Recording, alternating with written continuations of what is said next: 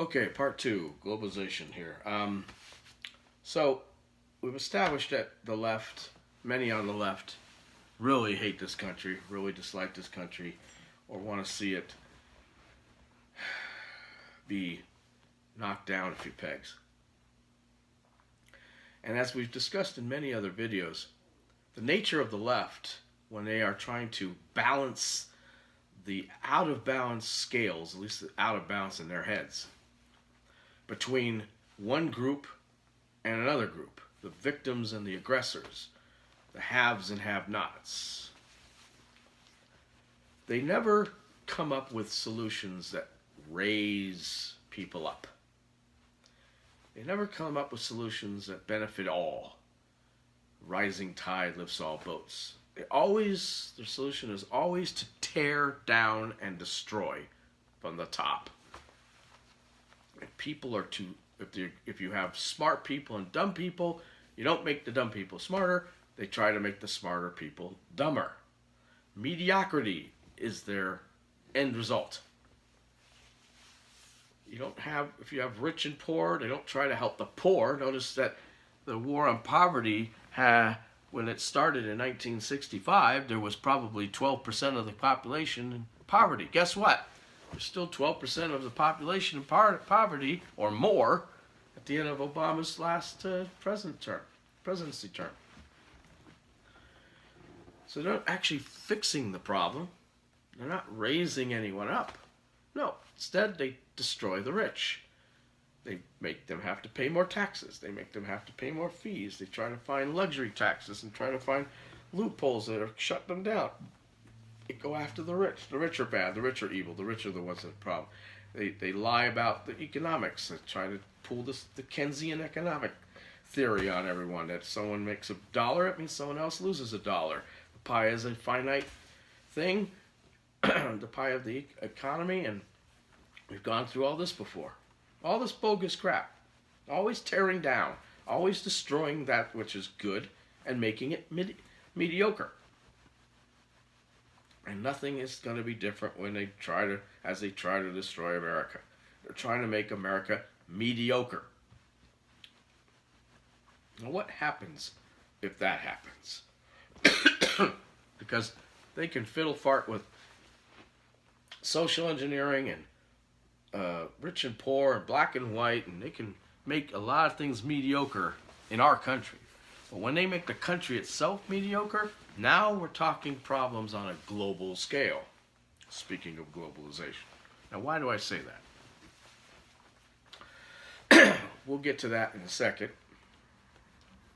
Why that mediocre America would be a problem. But first, let's talk about the perception of the left on a geopolitical level. Now, one of the things that the left just gets wrong all the time is America's place in the world.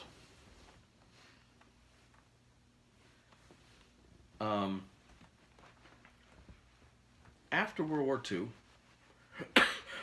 to give you an example, the United States stayed in Germany and Japan for about 7 years each under the Marshall Plan in Germany and the MacArthur Plan in Japan to revitalize those countries because they had been decimated by war. It helped stabilize their economies. They helped put more democratic type governments in place, get their people elected officials into place, and then they left. We left. There's only two basic remnants of our ever occupying those areas after the war. One, both countries, at least I know Japan did, I'm assuming Germany did, had their militaries disbanded. In the case of Japan, they had a defense force only left to defend their borders from invasion from without. And I assume Germany had the same thing. And the other thing that they had left was American air bases and naval base, military bases in place in the country as a prize, you might say, for having won the war. We were not occupiers forever. We were not conquerors. We did not take their resources. We did not steal their money. We did not make the Japan and Germany part of the United States. Their citizens pay us no taxes. We do not protect them outside of through the auspices of NATO. They are sovereign nations that are led to lead their own lives and do things they want to do. We did not destroy their culture, respective cultures. We did none of that. Oh, but Jeff, what about the Guam and Puerto Rico and the Virgin Islands and blah blah blah? Didn't we conquer these places? No, folks, no. For different reasons, they have become what are referred to as protectorates of the United States. In exchange for paying taxes to the United States, we protect them. It's a good agreement. We're not there to screw with their culture. We're not there to tell them who to vote for. We're not there to, whatever. They have embraced American culture to the extent they wish to, and rejected it to the extent they also wish to. If they get in trouble and need aid, we're there.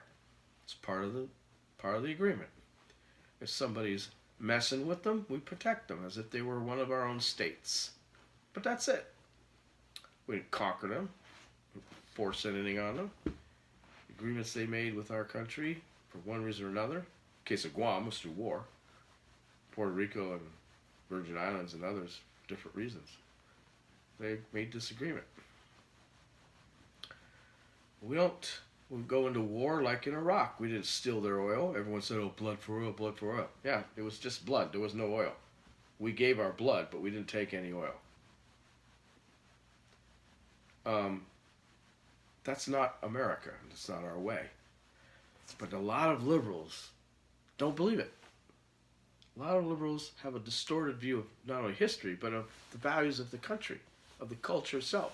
Some even deny that America even has its own culture because there's so many other cultures that make it up, that are brought into the melting pot. That how could we possibly, a nation of immigrants, possibly have its own culture? Well, guess what? We do. Deal with it. It was brought on by the virtue and the way in which we became a country in the first place. So we're not conquerors, we're not occupiers, and all this. So keep that in mind for a second.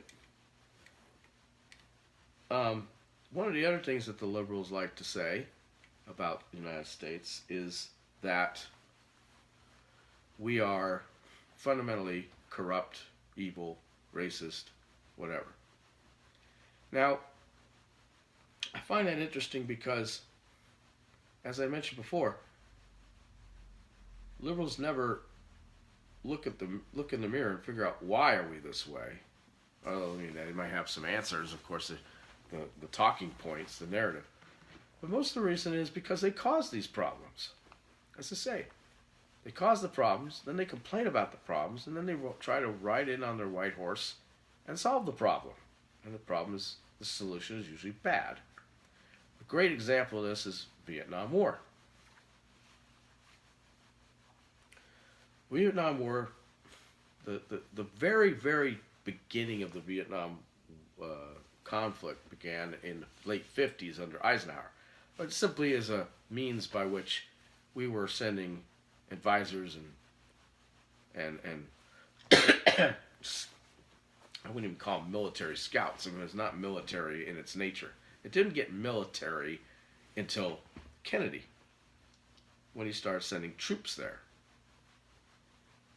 But the idiots advising Kennedy, and maybe Kennedy himself, he had a lot going for him, but foreign policy was hit and miss with him.